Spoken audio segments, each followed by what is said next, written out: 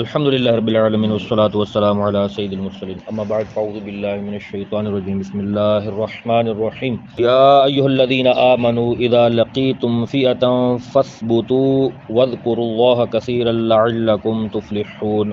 اللہ تبارک تعالیٰ قرآن پاک میں ارشاد فرماتا ہے کہ اے ایمان والو، جب کسی فوج سے تمہارا مقابلہ ہو جائے تو اس وقت تم ثابت قدم رہو اور کثرت سے اللہ تعالیٰ کا ذکر کرو تاکہ تم کامیاب ہو جاؤ۔ اس کا جو پس منظر ہے کہ آپس میں جب دشمنوں سے تمہارا واسطہ پڑ جائے، پالا پڑ جائے، مڈ بھیڑ ہو جائے تو اب پیچھے نہیں ہٹنا، بزدلی کا مظاہرہ نہیں کرنا، ثابت قدمی اختیار کرنی ہے، اللہ کا ذکر کثرت سے کرنا ہے۔ دو آداب اس میں سکھائے گئے ہیں۔ پہلا ادب ہے ثابت قدمی کا اور دوسرا ادب ہے اللہ تعالیٰ کے ذکر کا۔ جہاد ایک بہت بڑا عظیم فریضہ ہے، بہت بڑا عظیم کام ہے۔ اس میں اپنی فیملی بھول جاتی ہے، ماں باپ بھول جاتے ہیں، بچے بیٹے اولاد رشتہ دار دوست احباب سارے بھول جاتے ہیں، لیکن بولا کہ یہ بھولنا فطری ہے کیونکہ عمل بڑا مضبوط ہے، عمل بڑا عظیم ہے، لیکن یاد رکھو کہ اللہ کا ذکر اس سے بھی عظیم ہے، اس کو نہیں بھولنا۔ جہاد میں بھی یاد رکھنا ہے، بس جہاد کے اندر اتنا پرمیشن دی گئی کہ دل میں اگر یاد الہی حاضر نہ ہو تو اس کی چھوٹ ہے، ورنہ دل میں بھی حاضری اور ظہوری ضروری ہے۔ اللہ تعالیٰ کے ذکر کی جو میں ذکر کر رہا ہوں، سبحان اللہ الحمدللہ، زبان سے نہیں دل سے بھی کرے، دل سے کرے، اور دل سے ہی کیا جائے گا کہ اللہ کو یاد دل سے نہیں کریں گے تو کس سے کریں گے؟ کیا محبوب کو کریں گے؟ تو اس میں پہلا ادب یہ سکھایا گیا کہ ثابت قدمی اختیار کرنی ہے، اور ثابت قدمی اختیار کرنے کے حوالے سے آقا کریم صلی اللہ تعالیٰ علیہ وآلہ وسلم نے ارشاد فرمایا، اور یہ روایت ہے حضرت عبداللہ بن عمر سے کہ تم جنگ کی تمنا نہ کرو، دشمن سے مقابلے کی تمنا بھی نہ کرو، اور جب ایسا ہو جائے، جنگ مسلط ہو جائے یا دشمنوں سے پالا تمہارا پڑ جائے تو پھر ثابت قدمی کا مظاہرہ کرنا ہے، پھر اللہ کا ذکر کرنا ہے۔ یہ عبداللہ بن عمر کی روایت ہے، اور حدیث پاک کے ثابت قدمی کے حوالے سے ابو ایوب انصاری رضی اللہ عنہ سے روایت ہے کہ رسول اللہ صلی اللہ تعالیٰ علیہ وآلہ وسلم نے ارشاد فرمایا، جس شخص نے دشمن کے مقابلے میں صبر کیا یہاں تک کہ وہ شہید کر دیا گیا یا اس نے دشمنوں کو قتل کر دیا تو مرنے کے بعد، شہید ہونے کے بعد فتنہ قبر سے بچا لیا جائے گا۔ تو جہاد میں جانے کی سب سے بڑی فضیلت یہ ہے کہ یہ اللہ تعالیٰ کا حکم ہے۔ دوسرا یہ ہے کہ اس میں ثواب ہی ثواب ہے، ثواب ہی ثواب ہے۔ مر گئے تو سیدھا جنت میں جائیں گے، اور اگر بچ گئے تو مالدار ہو کر آئیں گے۔ دونوں فائدے غازی کو ملتے ہیں، شہید کو ملتے ہیں، مسلمان کو ملتے ہیں۔ اس لیے مسلمان ہونا سب سے بڑی فضیلت ہے کہ مسلمان ہے، اور یہ احکام بھی سارے جہاد کے اور جتنے بھی فضیلتیں ہیں سارے مسلمانوں کو حاصل ہیں۔ مسلمانوں کے علاوہ منافقین کو بھی حاصل نہیں ہوں گے، اور کسی داہریہ کو بھی حاصل نہیں ہوں گے، کسی بے دین کو بھی حاصل نہیں ہوں گے، اور کافروں کو تو بالکل حاصل نہیں ہوں گے۔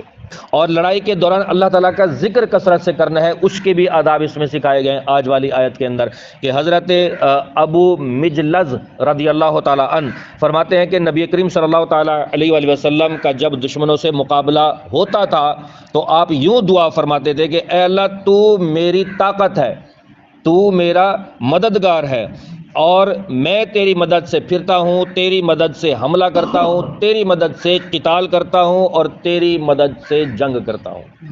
مطلب الدعاء ذکر، الذکر دعاء، چاہے آپ اللہ تعالیٰ کا ذکر کریں یا دعا کریں، دونوں دعا ہی ہیں۔ تو ذکر کریں یا دعا کریں دونوں اسی آیت کے اندر داخل ہوں گے کہ اللہ تعالیٰ کو یاد کرنا ہے۔ اللہ تعالیٰ کو دعا سے بھی یاد کیا جاتا ہے، اللہ تعالیٰ کو اللہ تعالیٰ کے صفاتی مبارک ناموں سے پکار کر بھی یاد کیا جاتا ہے، اور اللہ تعالیٰ کا ذکر کرنے سے بھی اللہ تعالیٰ کی یاد ہوتی ہے۔ اور حضرت عبداللہ بن عباس رضی اللہ تعالیٰ عنہ سے روایت ہے کہ رسول اللہ صلی اللہ تعالیٰ علیہ وسلم فرمایا کہ اللہ تعالیٰ نے اپنے نیک بندوں کو انتہائی شدید حالت میں بھی ذکر کرنے کا پابند کیا ہے، اور تنبیہ دی ہے کہ ذکر نہیں چھوڑنا۔ اور جہاد سے بڑھ کر کون سا ایسا عظیم کام یا بڑا کام ہو سکتا ہے اور سخت کام ہو سکتا ہے؟ اور فرمایا گیا کہ اگر ایک شخص مغرب سے مشرق تک اپنے اموال کی سخاوت کرتا جائے، پھر مغرب سے مشرق کی طرف وہ کیا ہے صدقہ کرتا جائے، اموال کی وہ کرتا جائے، اور یہ جہاد کرتا جائے، تب بھی یہ اللہ تعالیٰ کا ذکر کرنے والوں کے برابر نہیں ہو سکتا۔ یعنی اللہ تعالیٰ کا جو ذکر کرتے ہیں، اللہ تعالیٰ کا ذکر کرنے والے جو لوگ ہیں وہ ان دونوں سے افضل ہوں گے۔ آپ اندازہ لگائیں یہ فاصلہ کتنا ہوگا، مشرق سے مغرب جائے اور مال دیتا جائے، بانٹتا جائے، ہیرے موتی جواہرات اللہ تعالیٰ کی راہ میں دیتا جائے، ایسے بھی نہیں، اللہ کی راہ میں سخاوت کرتا جائے۔ پھر دوسرا شخص مغرب سے مشرق کی طرف جہاد کرتا جائے، کافروں کو مارتا جائے، دین کو قائم کرتا جائے، تب بھی یہ دونوں جو لوگ ہیں یہ ذکر کرنے والے سے نہیں بڑھ سکتے۔ اور جو یہ دونوں کام کرے، ساتھ میں اللہ تعالیٰ کا ذکر کر لے، تب یہ تو اور عظیم ہو جائے گا۔ تو اس لیے کہا گیا کہ جہاد میں ذکر کرو، کہیں گھر میں بیٹھنے والے ذکر اللہ کرنے والے تم سے بڑھ نہ جائیں، تو تم یہ دونوں کام کر لو کہ عظمت کی تمہیں تو ہر کوئی سلیوٹ کرتا ہے، کیونکہ بارڈروں کے محافظ ہو، حفاظت کرتے ہو، کہ دنیا کی اسٹریٹجی نہ تمہارے سینے میں آ جائے۔ مقصد وہی ہو کہ اللہ پیش نظر ہو، دین پیش نظر ہو، اسلام پیش نظر ہو، اور دیندار ہونا پیش نظر ہو، کہ کہیں دنیا کی اسٹریٹجی آ گئی تو یہ سارے کام دھرے کے دھرے رہ جائیں، کافروں کو بھی مار دیا، ملک بھی فتح کر لیا، مال غنیمت بھی لوٹ لیا، سب کچھ کر لیا، لیکن اگر ثواب ہی نہ کمایا، اللہ کو راضی ہی نہ کیا، تو پھر کیا کیا تم نے؟ غرض تو یہی ہوگی نا کہ قیامت والے دن شہید کو لایا جائے گا، ابھی کیوں شہید ہوئے اللہ؟ تیرے لیے۔ اللہ کہے گا نہیں میرے لیے نہیں، واہ واہ کرانے کے لیے۔ سخی کو لایا جائے گا، سیدھا جہنم میں ڈالا جائے گا۔ شہید کو لایا جائے گا، جہنم میں ڈالا جائے گا۔ حاجی کو لایا جائے گا، سیدھا جہنم میں۔ حافظ کو لایا جائے گا، سیدھا جہنم میں۔ اور عالم کو لایا جائے گا، سیدھا جہنم میں۔ اس لیے کہتے ہیں کہ انما الاعمال بالنیات، کہ اعمال کا دار و مدار نیتوں پر ہے۔ نیت آپ کی درست ہوگی تو اعمال درست ہوں گے، نیت درست نہیں ہے تو اعمال بھی درست نہیں ہے۔ تو اس لیے یہ حاجی جب حج کرے گا تو دنیا کے لیے کرے گا، اللہ کے لیے نہیں کرے گا، اس لیے اس کو جہنم میں ڈالا جائے گا۔ یہ بڑی طویل حدیث پاک ہے جس میں سمجھایا گیا ہے کہ دنیا کے اندر بڑے بڑے جو نیک کام ہوتے ہیں وہ یہی ہوتے ہیں: عالم بننا، حافظ بننا، حج کرنا، عمرہ کرنا، جہاد کرنا، اور انفاق فی سبیل اللہ کرنا، یعنی اللہ تعالیٰ کی راہ میں خرچ کرنا، اور سخاوت کا اظہار کرنا۔ یہ بڑے بڑے عظیم کام ہیں۔ تو انہی لوگوں کو لایا گیا حدیث پاک میں کہ جب ان لوگوں کو پکڑ کے جہنم میں ڈالا جا رہا ہے، عام مسلمانوں کا کیا حال ہوگا؟ تو نیتوں کو درست کرنے کی اتنی بڑی اہمیت ہے۔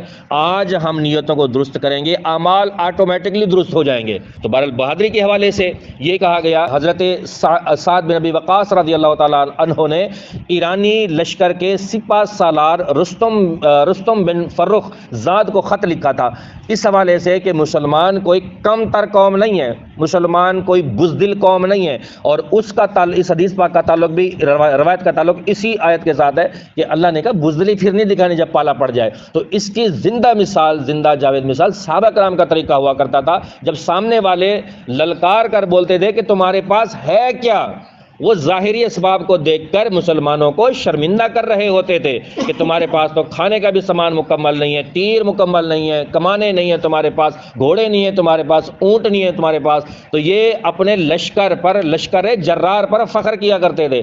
تو ان کا فخر توڑنے کے لیے ہمارے صحابہ کرام کے پاس طریقہ ہوا کرتا تھا۔ ایک طریقہ وہ جو میں نے بتا دیا تھا کہ ہماری نظر اسباب پر نہیں ہوتی، ان کی تعداد پر نہیں ہوتی، ان کی جو ہے اسلحوں پر نہیں ہوتی، ان کی تعداد پر، اسلحوں پر، جانوروں پر اور آسائش اور آلام پر نہیں ہوتی۔ جنگ کرنے کے دوران ہماری نیت اور ہمارا جو مرکز اور منبع اور ہمیں جو ناز ہوتا ہے وہ اللہ تعالیٰ کی ذات پر ہوتا ہے کہ اللہ ہمارے ساتھ ہے تو دشمن ہمارا کوئی کچھ نہیں بگاڑ سکتا۔ تو انہوں نے کہا، خط لکھا، رستم بن فرخ زاد کو خط لکھا ایرانی لشکر کے بادشاہ کو۔ بڑا فخر تھا اس کو اپنے لشکر پر، اپنی طاقت پر، اپنے لوگوں پر، اپنے اسلحے پر نیچا دکھانا چاہا۔ تو انہوں نے حضرت سعد بن ابی وقاص نے لیٹر لکھا ہے، خط لکھا، انما یقوم یحبون الموت کما یحب الفارس الخمر۔ یاد رکھ بادشاہ تو ہمیں ڈرا رہا ہے، دھمکا رہا ہے، ہم آ رہے ہیں۔ کیوں کہ ہمارے لوگ تو موت کو پسند ہی اس لیے رکھتے ہیں، اتنا پسند کرتے ہیں، اتنا محبوب رکھتے ہیں، اور موت سے اتنا پیار کرتے ہیں جتنا فارس کے لوگ شراب کو پسند کرتے ہیں۔ وہ شراب کے بغیر نہیں رہ سکتے، اور یہ جہاد کے بغیر نہیں رہ سکتے۔ وہ شراب کو نہیں چھوڑ سکتے، یہ اللہ کی راہ میں لڑنے کو نہیں چھوڑ سکتے۔ کہتے ہیں یہ چھوٹا سا لیٹر تو بڑا تھا، اس کے اندر یہ جملہ لکھا تھا، بولا اس جملے نے اس کو پارا پارا کر دیا، اس کو بزدل بنا دیا، اس کو جنگ سے پیچھے ہٹا دیا کہ بھئی ایسی قوم۔ آج بھی دیکھ لیں کہ پہلے جو ہندوستان والے ہم پر اٹیک کر رہے تھے، جھوٹ پہ جھوٹ بولے جا رہے تھے، اسی کا پس منظر بالکل یہاں فٹ کر رہا ہوں، کیونکہ ہمارا سبب یہی بنا تھا آیتیں بیان کرنے کا۔ گھوم پھر کا ہم یہیں آئیں گے، نتیجہ یہیں نکال کر کلوز کریں گے۔ جھوٹ بول رہے تھے کہ یہ کر دیا، کراچی پر قبضہ کر لیا، لاہور پر قبضہ کر دیا، ادھر قبضہ کر لیا، ادھر قبضہ کر لیا، اتنے مار دیے، ایسا کر دیا، ویسا کر دیا۔ نتیجہ کیا نکلا؟ اب جو خبریں دے رہے ہیں، سب سے پہلے تو کہا کہ ہم نے جھوٹ بولا، پھر انہوں نے کہا یار یہ قوم کیسی ہے، لگتا ہے ان کے پاس گیدڑ سنگھی ہے، لگتا ہے ان کے پاس کچھ ہے، کچھ تو ہے ان کے پاس۔ تو اس طرح کی اب خبریں آ رہی ہیں۔ کیوں آ رہی ہیں بھائی؟ شروعات تو ہم نے کی بھی نہیں تھی، چھیڑا انہوں نے تھا۔